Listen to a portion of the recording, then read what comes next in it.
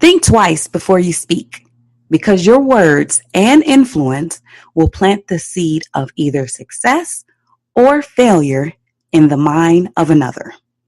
Napoleon Hill says that. Hi, my name is Symphony, and you're listening to Parenting Confident Kids with your host and my mommy, Tamika Anderson.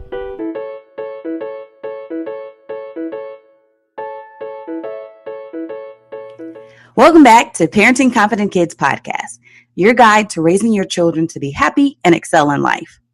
Think of this podcast as a guide to use from time to time whenever you need some encouragement on this parenting path. Are you ready? Okay, grab the kiddos and let's learn how to parent confident kids. I don't know why I have to sing that part every time, but okay. All right, so for this episode, we're going to be discussing something that I feel is one of the most important things that I've seen in my clients. Persuasion versus manipulation. Okay, you ready? All right, so the question for today is, as a parent, are you using your influence to persuade or manipulate your child? Dun, dun, dun. Okay. All right. I am a loser. Now imagine hearing those words from your child. Maybe you've already heard those words from your child. Those were words that I heard from a beautiful 6-year-old when I asked her how she was doing. I asked her, what makes you say you're a loser?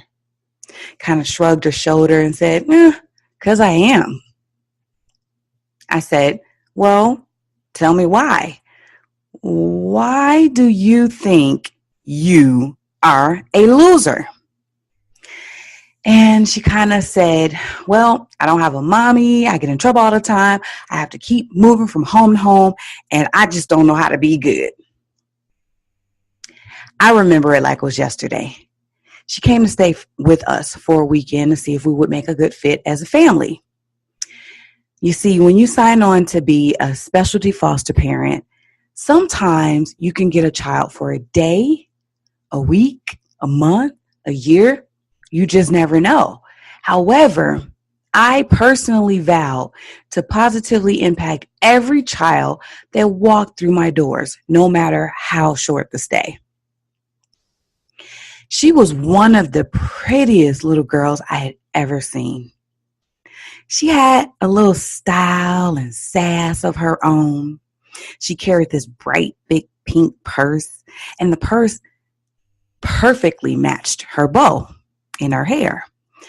And as I was looking at her, I asked her a question. I said, well, who dressed you today? She said, I did. So then I said, well, how in the world can you possibly think you're a loser being able to put your outfit together so well? I said, you look amazing. And she was literally grinning from ear to ear when I said that. Now, the next thing that happened was a game changer. I bent down, looked her in her bright, beautiful brown eyes, and I simply said, everything attached to me wins. You are a winner. Now let me hear you say it. She kind of looked at me with this weird look and smirked a little bit. And then she said with a smile, everything attached to you win. I said, no. I said, say it exactly the way I said it. Everything attached to me wins. And so she said, everything attached to me wins. Yes. I said, now say, I am a winner. And she said, I am a winner. So then I said, I was once like you. I had to go from home to home, and I also felt like a loser. I felt like I lost my mom, my siblings, and sometimes I even felt like I lost my mind. But once I began to look at what I've won, I became a winner. so I can help other little people like you become winners too. Then I said, when you think about your mommy, what did you win? And she thought about it for a moment. She tapped her little fingers on her forehead to show me she was thinking. She kind of looked around and she was smiling. And after a moment, she said, I won more mommies like you. You're a great mommy. Then I said, well, thank you. What else did you win? She tapped her little fingers again, but even quicker this time. She said, I won visits with my brother. I said, exactly. What else? And as we continued our conversation, influence was my main focus. I spent 100% of our time together building influence in her to the point she would literally do anything I said. And she only spent 2 days with me.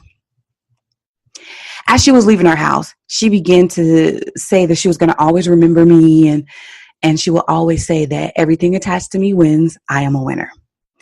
I smiled and, waved her away.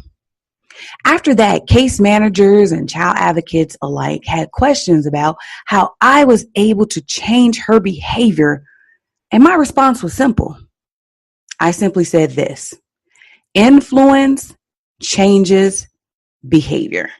So that's what I want to leave with my parents today. Influence changes behavior. Now, the dictionary defines the term influence as the capacity or power of persons or things to be a compelling force on or produce effects on the actions, behavior, opinions, etc. of others. Like, wow. Okay. Super wow. So that brings me to the topic of today. There are two types of influence. There is persuasion, and then there's manipulation. Now, because I love to look up the terms of things, persuasion is defined as to be able to have the ability to prevail on a person to do something as by advising or urging. Now, manipulation is defined as to manage or influence skillfully, especially in an unfair manner. Okay, so because I'm a wordsmith and I love to make easy word comparisons, we'll associate persuasion as a positive influence, while manipulation will be associated as a malicious influence, okay? So easy way to remember it. Associate the P in persuasion for positive influence and the M in I can't even say the word. The M in manipulation for malicious influence, right?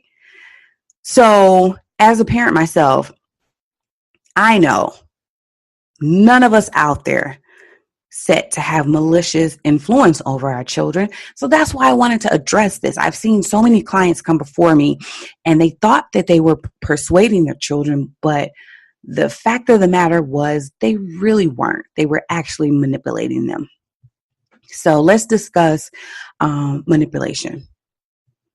So what I love to explain to my clients about manipulation is manipulation has everything to do with your intentions. Okay. If your intentions is, very self-seeking, self-serving, only to benefit you, then you are manipulating. One thing that I've noticed is that manipulation brings out the worst in people. I know that you want to get your child to do something, so you may tell a little lie. That is manipulation, okay? Because you want to get them to do something, so you choose to tell a lie. There's no reason or need at all for you to lie to get your child to do anything. I'll say that again.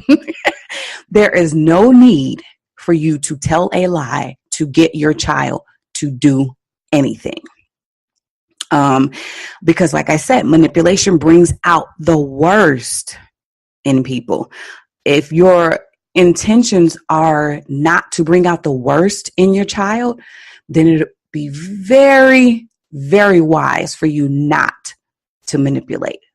Just don't do it, because It's going to bring out the worst. You're going to get frustrated. It's going to be a vicious cycle, rinse and repeat. Okay.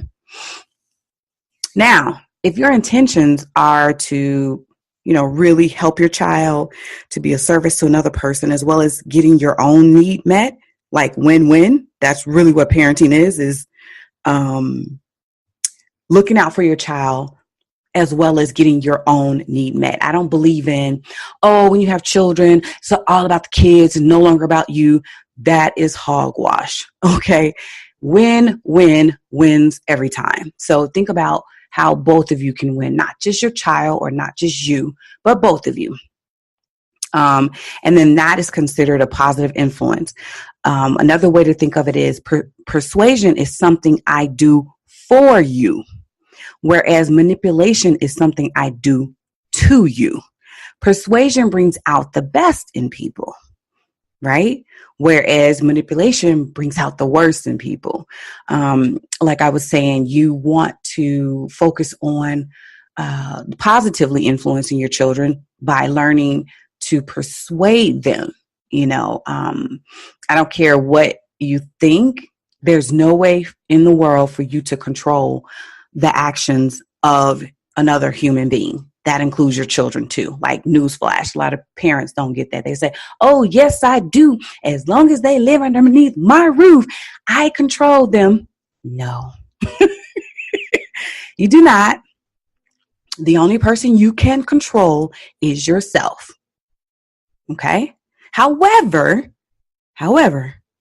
you can focus on increasing positive influence so that you can persuade them to want to take actions that will be in your favor. Okay?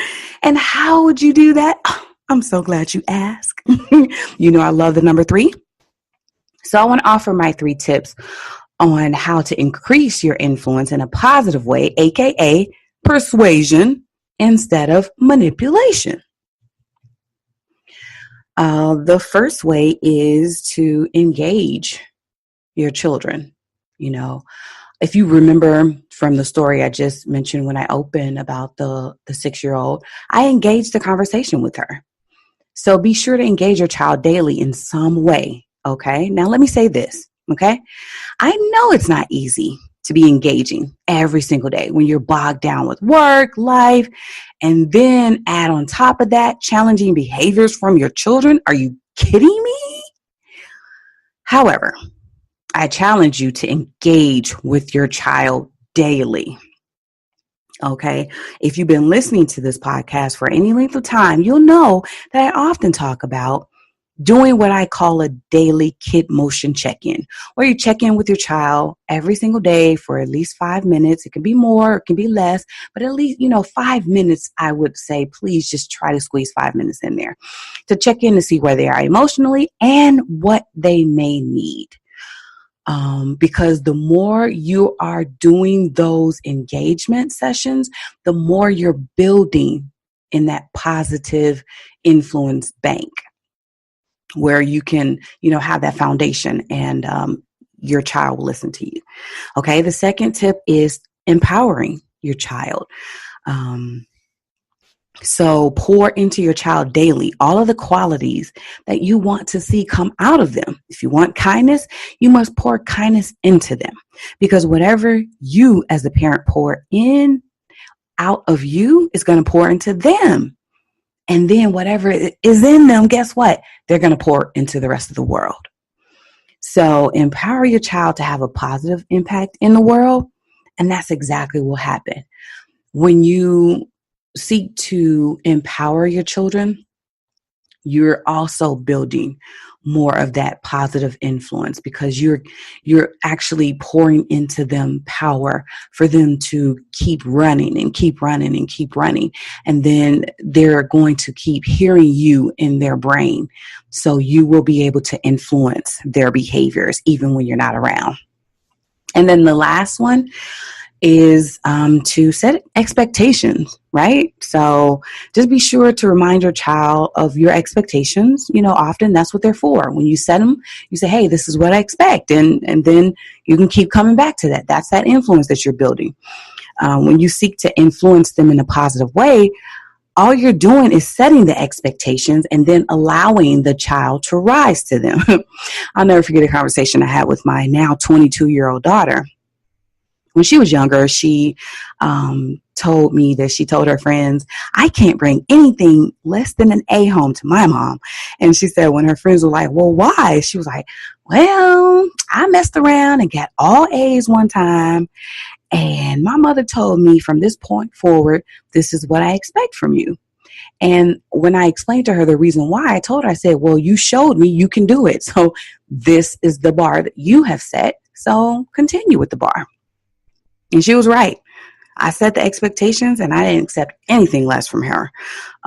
When her grades would fall and she didn't meet them, we would have conversations. I would say, what's going on? And how do we need to get back on track to help you get back to where you need to be?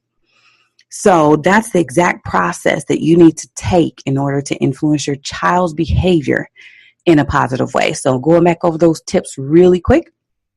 The first one is engaging your child daily, doing daily kid check-ins, 5 minutes, doesn't take much. Number 2, empowering your child. You can empower them during the 5-minute kid check-in. And number 3, set expectations. You as a parent have to set that expectation and let them know, here's the bar, here's where I want you to reach. Okay? Great. As always, building influence, huge matter. We can't possibly cover it in the short time that we get to spend each week.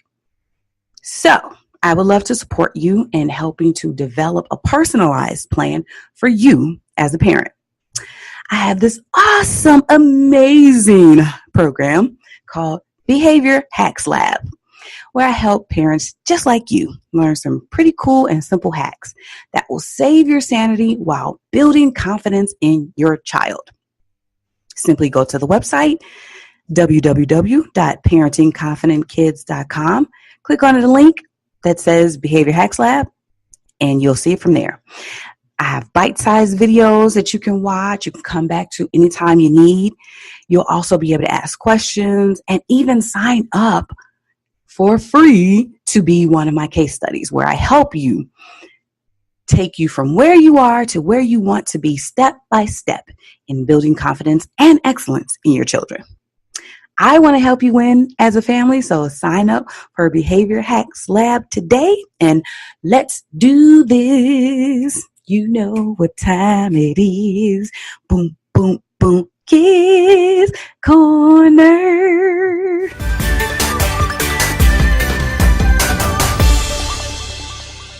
Okay, so next up to interview is Ashanti, age 14. All right, so the questions that you chose are, what is something that makes your family special? Let's see. Well, I come from a very talented family. My mom, when she was pregnant with me, she was actually a lounge singer back in the day. So that's where I get my singing voice from. And my sisters, they are really good dancers. So I also learn I can catch up fast when it comes to dancing. Cool.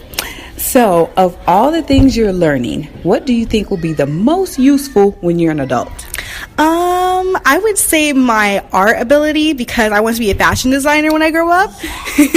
So art would really help me in life by being able to create new designs easier and, know the difference between fabrics and things like that. And I think you're pretty good too. Also, the next question is, are you a good friend and why do you think so? Yes, I am a good friend because I don't sugarcoat things with my friends. I tell them the truth, even if it hurts, because they need to know, because I don't want them to be living a lie. So I'm always there for my friends, and I give them honest advice, and I try to help them through everything. Even if they do something stupid, I'm there for them. You are awesome. Okay, so the next question, if you could grow up to be famous, what would you want to be famous for? Fashion designing. Fashion designing and arts. I've always been obsessed with fashion ever since I was little. So yeah, I just really want to start my own fashion empire. And I'm actually, at the moment, I'm starting to look for colleges early ahead so I can know and get scholarships and make sure my grades are good and sign up for after school programs related to fashion designing so I can, get caught up. Super. And the last question is, where is your favorite place in the world? Japan. Why Japan? Well, because I'm Blasian, I'm Japanese, and I'm black, and I have my uncle and his wife and kids. They live in Japan, and I've always been obsessed with Japanese culture. I love anime. I love everything Japanese. So I'm gonna move there when I'm done with high school. It's gonna be really fun. Yay! Well, this concludes our interview. Thank you so much, Ashanti. No problem. That's all the time for now. Thanks for listening to Parenting Confident Kids, where you learn how to engage your children, empower them, and help them to excel.